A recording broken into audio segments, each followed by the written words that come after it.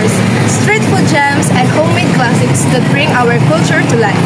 Do you wanna join us? Tara! Kain tayo!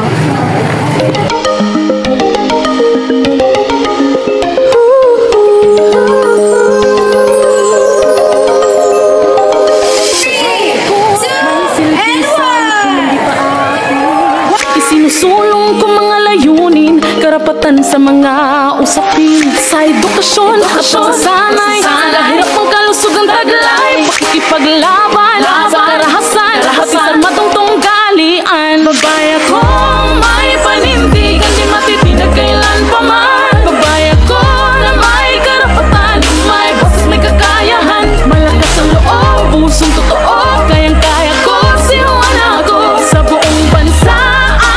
Mundo'y pagsigawan, sinuwala ako.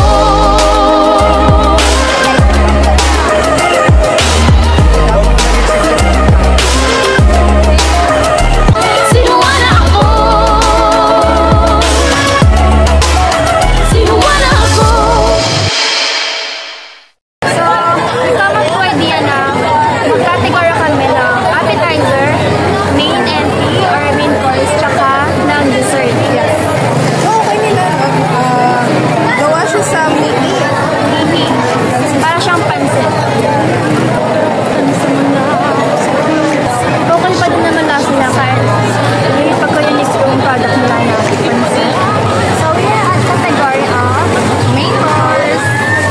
So, ang in-order namin is combo meal, which is meron na siyang chicken poppers, rice, and drinks.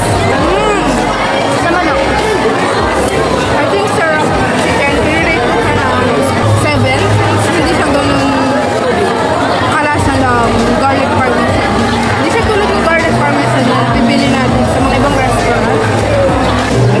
So, for our final category, dessert.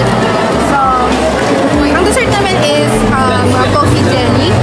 Then, kasi sa taste niya, medyo nagkulangan siya ng tamis na traditional na coffee jelly. Yung mga cut na cubes niya is perfect naman. Medyo malaki na rin yung cup. Yung package ng cup. Then, swak na swak siya for 25 pesos. A food dessert. Yes. Exploring the food format for food bags and both of us are satisfied and we enjoy to try the different foods from appetizer to dessert. Hanggang sa muli, Honorians, thank you for watching! Pusong totoo,